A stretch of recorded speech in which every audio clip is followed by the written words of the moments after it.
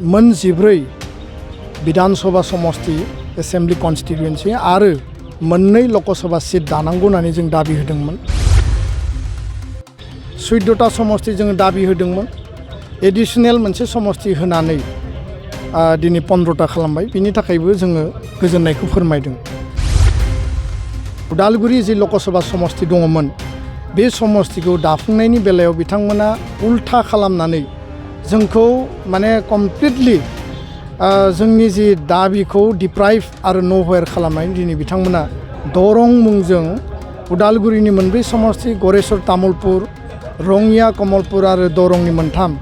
बयनिख्रुइबो देरसिन माने लकसभा सीट 11टा समष्टि लार्जेस्ट पपुलेशन लार्जेस्ट भटार बेयाव सोसननानै सोरनि लाब सोरनि माने माइलेज सोरनि टारगेट बेयाव खालामनो नागिरदों जोङो बुजियाखै। भारतनि बिसायख'थि आय'गा थांनाय 20 जुनाव जि समष्टि दाफामनाय जि मोनसे ड्राफ्ट माने खसरा दिहुननानै होबाय। बिनि उनाव आसाम नाङैनो गोबां माखासे रिएक्शन माखासे थासारि जों नुनो मोनदों आरो दुलाराय बर' फरायसा आफादनिफ्राय बर'नि गुबुन गुबुन आफादफोर गासिबो बे बिथिंखौ लानानै जोङो पर्यालोचना खालामदों बेखौ नायफामफिनदों। राजखान्थियारि जि मोनथायनि बाथ्रा आरो राजखान्थियारि जि जोंनि थामोनथानि बाथ्रा बेफोरखौ लानानै बर' माहारिया थांनाय गोलाव सम सोमावसारबोबाय। बड'लेण्ड आलादा रायजोनि जि दाबि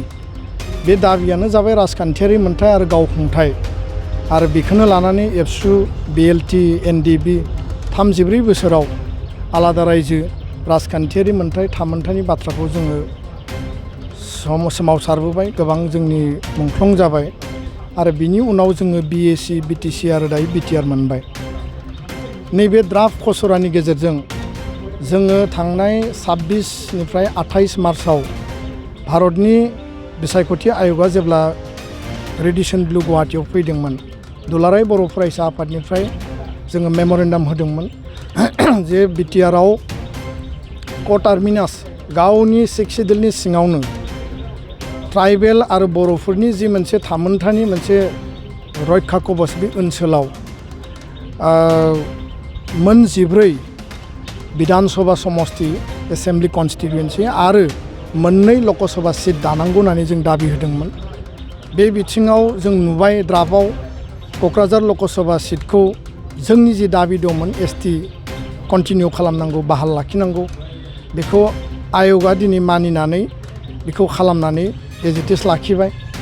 14टा समष्टि जोङो दाबि होदोंमोन। एडिशनेल मोनसे समष्टि होनानै दिनै 15टा खालामबाय। बिनि थाखायबो जोङो गोजोननायखौ फोरमायदों। नाथाय बेराफारसेथिं जों नुबाय जे मोननै लकसभा समष्टि जों दानायनि जि दाबि होदोंमोन बेखौ जोंनि गासै बे मोननै लकसभा दानायनि दाबिनि उदालगुरि जि लकसभा समष्टि दङमोन बे समष्टिखौ दाफुंनायनि बेलायाव बिथांमोना उल्था खालामनानै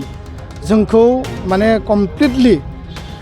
जोंनि जि दाबिखौ डिप्राइभ आरो न'वेर खालामनानै दिनै बिथांमोना दरं मुंजों उदालगुरिनि मोनब्रै समष्टि Goreswar Tamulpur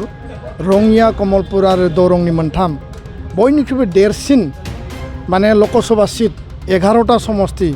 largest population largest भटार बेयाव सोसननानै सोरनि लाब सोरनि माने माइलेज सोरनि टारगेट बेयाव खालामनो नागिरदों जोङो बुजियाखै आरो बेखौ लानानै दिनै उदालगुरियाव बर'नि माहारियारि आफादफोर बर' थुनलाइ आफाद ट्राइबेल संघ आबो प्राइमारि टिचार एस'सिएशन आरो जायफोर दिनै माने politically conscious social leader retired senior सिटिजेनफोरा ज' जानानै दिनै सावरायदों। क'क्राझार लकसभा समष्टिनि सिङाव आरो विधानसभा समष्टिनि जिखिनि एरिया दङ बे पार्टखौ जोङो कमप्लिटलि सेकिउर दोननानै बिनि बायजोआव जि मोनद' विधानसभा समष्टि थाबाय बिटिसि बिटिआरनि सिङावनो 6 सिडिउलखौ बिथा खालामनानै जि मोनसे राजनितिक जोंनि अधिकारनि बाथ्रा रिप्रेजेन्टेशननि बाथ्रा पलिटिकेल आइडेन्टिटी आरो पलिटिकेल मर्यादानि बाथ्रा भारतनि पार्लियामेन्टआव रिप्रेजेन्टेशन खालामनांगौनि थाखाय जोंनि माने भबिष्यतआ जोंनि आखायाव थायो जाहाथे जोङो रावनिबो आथिं हमनो गोनां जाया बे मोनसे बाथ्राखौ बिथा खालामनानैनो दिनै बेयाव सावरायनाय जादों आरो सावरायनायाव बयबो मतामत होदों जे साब डिभिजन लेभेलाव धरना प्रटेस्ट डेमनस्ट्रेशन जानांगौ जोंनि रिसेन्टमेन्ट जोंनि रिएक्सनखौ कमिसनसिम दैथायहरनांगौ आरो एसेम्बलि सेगमेन्ट जेराव दाबाय मोनद' एरिया बे लेभेलावबो धरना प्रटेस्ट डेमनस्ट्रेशन हाबाफारिया जानांगौ पाब्लिक मिटिंनि बाथ्रा बुंदों 11 जुलाइनि सिगां मोनसे बेयाव माने डिमान्ड कमिटि दानानै आरो बिनि गेजेरजों कोअर्डिनेशन मोनसे बानायनानै क्लेम्स एन्ड अबजेक्शनाव जोंनि रिसेन्टमेन्ट जोंनि जि दाबि बेखौ लाखिनांगौ आरो 20-21 जुलाइआव जि मोनसे टेन्टेटिभ डेट जोङो मिथिदों कमिसना जेब्ला फैगोन गुवाहाटीयाव बेखौ माने रिप्रेजेन्टेसन होनांगौ बे बाथ्राखौ बयबो मतामत होदों आरो बे खोथाखौ लानानै सावरायनो लिंहरनाय बायदि आं बाहागो लाफैदों आरो बयनिबो मतामतखौ खोनासंगासिनो दङ दा बे बेलायाव